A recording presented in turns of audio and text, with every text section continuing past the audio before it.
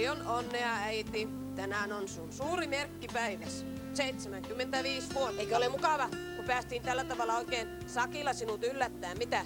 Äitiä häpesit niin paljon, että et kehdannut kauppaa sen kanssa mennä. No nyt kyllä sanoit pahasti. Minulla on ollut äitiin aina hyvät välit.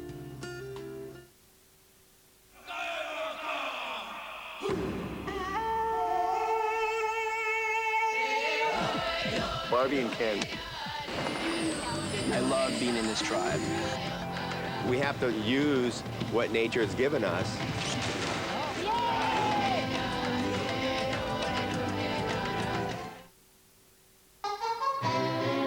This is our objective, Las Vegas, Nevada. Mission, to liberate millions of dollars. 16, 15. Ryöstön ajankohta, uuden vuoden yö. Kohde, Las Vegasin suurimmat kasinot. Nimimiehiä vilisevä rikoskomedia sunnuntaina 22. joulukuuta. Ocean's 11, kovat kaverit. 3, 2,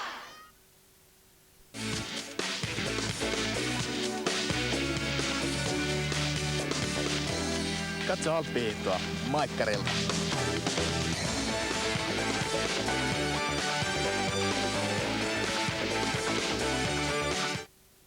Gentlemen, pictures up. We're gonna shoot this. Roll sound.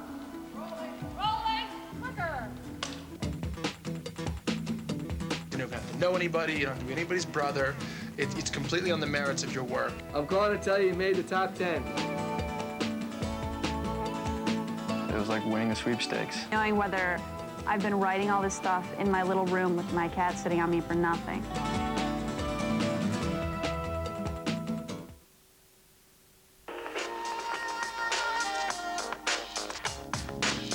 Mä oon aina tykännyt kyllä Annan äänestä ihan älyttömästi ja sen lisäksi vielä, että se on ihan käsittämättömän kaunis nainen, niin... Että on sitä tunnetta ja jotain omaa niinku täällä ja täällä. Osoitti olevansa hieno laulaja. Ihan kymppiä hivelevä toiminta. Tulvimaan itkee.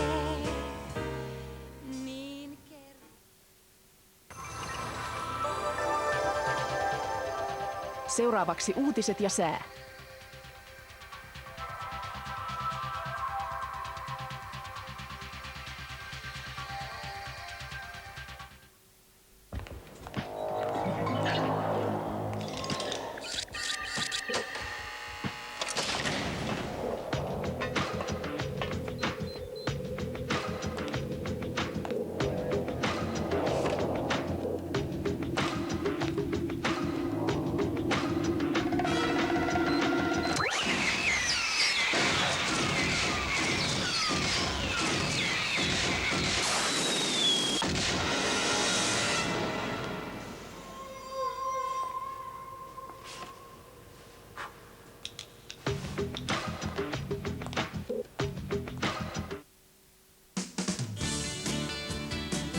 Lasten, naisten ja miesten puuvillapoolot nyt saatavilla City Marketista uskomattoman edulliseen hintaan. City Market.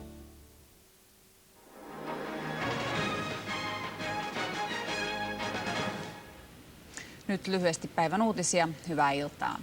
YK:n asetarkastajien päällikkö Hans Blix pitää Irakin aseraporttia puutteellisena. YK:n päämajaan saapunut Blix sanoo, että Irak ei kerro juuri mitään, mitä ei olisi tiedetty jo vuonna 1998. Yhdysvaltain ulkoministerin Colin Powellin kommenttia raporttiin odotetaan myöhemmin illalla. Pääministeri Paavo Lipponen arvostelee korkeimman hallinto-oikeuden vuotospäätöstä. Lipposen mukaan niitä lajeja, joita kielteisellä rakentamispäätöksellä suojellaan, esiintyy Lapissa yllin kyllin. Lipponen sanoi eduskunnan kyselytunnilla, että päätös tekee Lapista Euroopan reservaatin ja estää alueen normaalin kehityksen. Hallituksessa ei päästy vieläkään sopuun poliittisista valtiosihteereistä. Järjestelmää vastustavat etenkin ministerit Suvi-Anne Siimes ja Kimmo Sasi. Valtioneuvosto käsitteli ehdotusta tänään pitkään, mutta lopullista ratkaisua ei saatu aikaan. Helsingin ja Uudenmaan sairaanhoitopiirin hoitojonot kasvavat ensi vuonna. HUSin budjettiin olisi pitänyt löytyä jopa 30 miljoonaa euroa lisää, jotta hoito pystyttäisiin pitämään entisellään. Lisäksi HUS on jo nyt budjetoinut 19 miljoonaa euroa, sellaista rahaa, jota kunnat eivät sille ole luvanneet. Uudeksi kuluttaja-asiamieheksi ja kuluttajaviraston ylijohtajaksi on nimitetty Marita Vilska, joka työskentelee tällä hetkellä viraston johtajana. Kuluttaja-asiamiehen virka tuli avoimeksi, kun Erik Mikvits siirtyi muihin tehtäviin. Uusien ylioppilaiden pääsyä yliopistoihin halutaan helpottaa. Korkeakoulujen arviointineuvosto esittää keinoksi muun muassa valintakiintiöitä. Sellaisilla aloilla, joille kiintiöinti ei sovi, ensimmäistä kertaa hakeville voitaisiin antaa lisäpisteitä. Presidentti Halonen vastaanotti tänään Mäntyniemessä perinteisiä joulutervehdyksiä. Metsäylioppilaat luovuttivat Haloselle 3,5-metrisen joulukuusen. Halonen sai myös joulukinkun sekä Korppoon edustalta aamulla pyydetyn jouluhauen. Suomeen on saapumassa myrskykeskus. Pahimmillaan tuulen arvioidaan olevan lauantain vastaisena yönä. Huomenna aamulla lumipyry leviää maan keskiosaan. Keli voi paikoin olla erittäin huono. Pohjoisimmillaan pyry voi yltää Etelä-Lappiin. Pohjois-Lapissa on lähipäivät kirkas pakkassää.